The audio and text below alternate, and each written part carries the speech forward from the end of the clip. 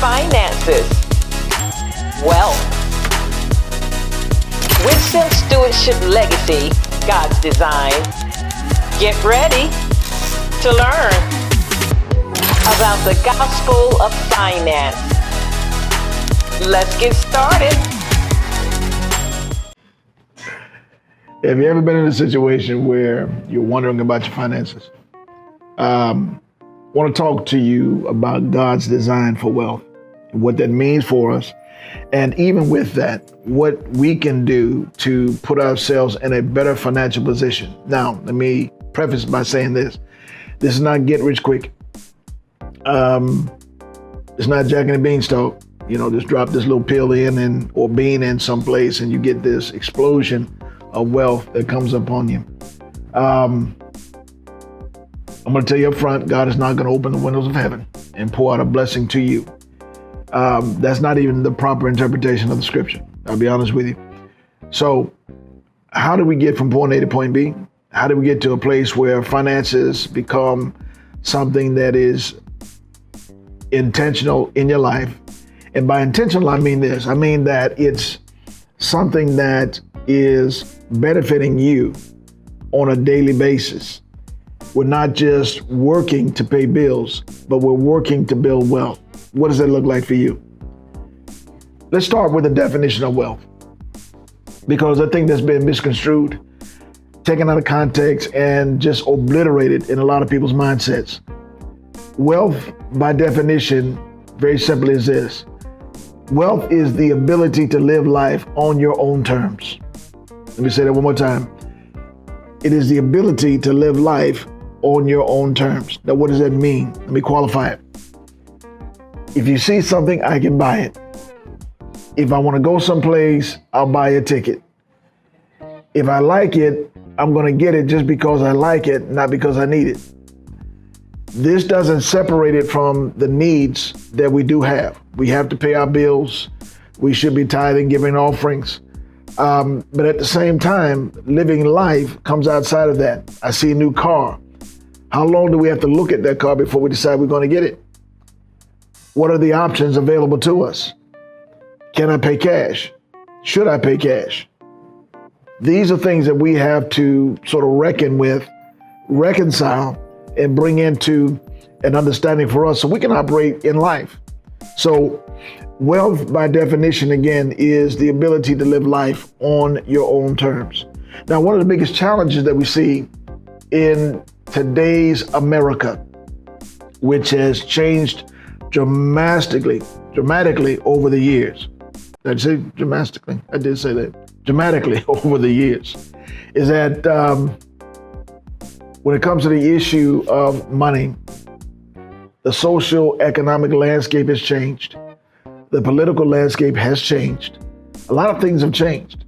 And we've got to get to a place where we start bringing things back in line, bring them back to center when it comes to the Word of God. Now, God's purpose for wealth is why we're here on today. So I want to give you some things, some understanding, so we understand why God needs you and desires that you be wealthy.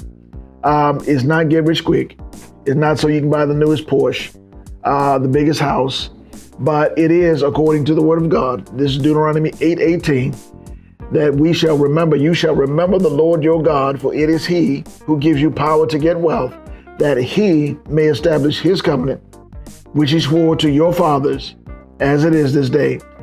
It is He that gives you power to get wealth, that He may establish His covenant. So the whole purpose for wealth is summed up in Deuteronomy 8:18. God wants to establish His covenant in the earth. Now, we have to recognize the covenants that have been established in the earth. He established the Abrahamic covenant. The Abrahamic covenant deals with our inheritance. So there's a covenant in the earth that God uses, and He teaches us through that covenant about our inheritance. There is a Mosaic covenant, which deals with the moral and social order of things. There is a way of acting in the kingdom. There's a way of acting by way of covenant, so that we understand that we just can't act any old kind of way. We can't do any old kind of thing. But there is a way of acting, there's a manner of acting. And think about it like this. Rich people teach their kids how to act. But let me put it even better.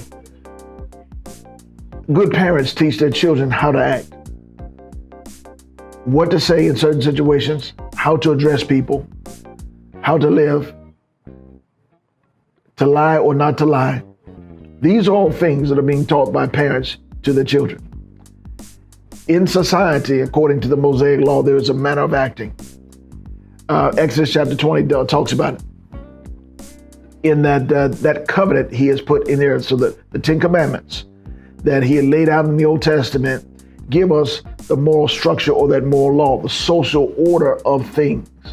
And so again, you got the inheritance, which deals with the Abrahamic covenant. You deal with the Mosaic covenant, which deals with the order of, or the structure of life, social structure. You deal also with the Davidic covenant, which deals with our authority here in the earth, keeping in mind that Jesus came through the line of David. So he gives us the understanding of our authority here in the earth. The fourth covenant deals with Melchizedek. It also deals with, if you jump over to the New Testament, it deals with the gospel message. And in that gospel message, he lays out 5 areas. He lays out covenants for increase, stability, legacy in 5 areas.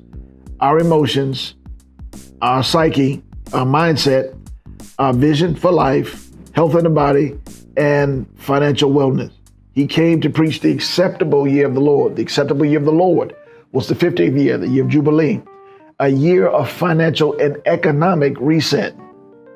Now, what does that mean for us?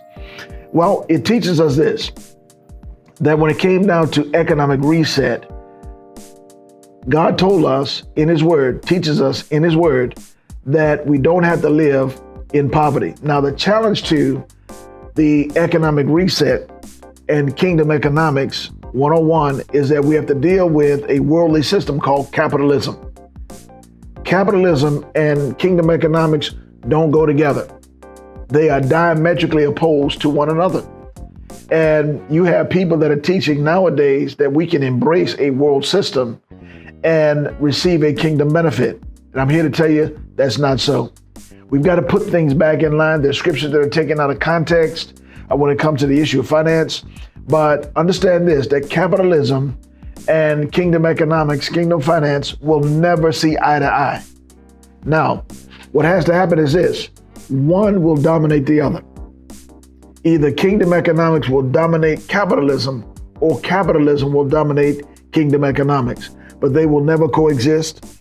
There will never be a kumbaya moment when it comes to capitalism and kingdom economics. Why so? Because capitalism, one again, based on a worldly system. That worldly system teaches indebtedness. So it will teach to get in debt and stay in debt. It will teach servitude. It steals legacy from generations. There's nothing good about it. It is a world system. Everything that the world teaches is contrary to God's word. So when you start looking at the reason for the covenant, why should we embrace the covenant of God when it comes to the things of God? Several reasons. Because he has a purpose for design. He has a purpose for the design of wealth in our lives and in this earth. Okay. Now, the first purpose is this. He needs to establish his covenant. We talked about that. He talked about the ways, the covenants that he set in place. We understand what those are. But we also understand, again, that he came with his wealth mandate to establish his covenant here and there. The second thing is that he has to advance the kingdom of God. Wealth is used as a means for advancement to the kingdom of God. What do we mean by way of advancement? It's not just spiritual. It is physical as well. Because ownership allows you to control the environment that you're in. Ownership allows you to control the landscape and the politics of the culture that you're in. So he needs us to be stewards so that we can physically have wealth through business, through real estate, other means, so that there's a voice. He needs that voice. Meeting the needs of others. To be altruistic, benevolent, to help those that are in need. That's part of his design, because we take on the likeness of Christ, and in that likeness, he is meeting needs all the time. He's healing all the time. Wealth helps us to do that. So we have to make sure that that's a draw for us when it comes to understanding why he needs us in a place of wealth and not lack. Also to establish family legacy. Our legacy shouldn't always be a life insurance policy. It shouldn't just be life insurance if we have it. And I'm surprised at the number of Christians that don't even have that, at least enough to put you in the ground. Don't let your death be a liability or a debt structure for the generations that come after you. Leave them something. That's a part of what he had promised us in his word, the way he's fashioning us as believers so that we can do the same thing, because we are witnesses of his glory, witnesses of his likeness. We should be the examples in the earth that are worth following because we're following after Christ. Also, too, modeling kingdom values. Why is there so much depravity in the earth? Because people have the money to put it there. The videos that you see, the laws that are being written, it takes money. And you got certain individuals that have taken their time, their talents, their money to influence not only this generation, but generations to come. So we start looking at God's plan for wealth. Listen, you're talking about fivefold. The reason why it needs to be in the earth is because we have some work to do.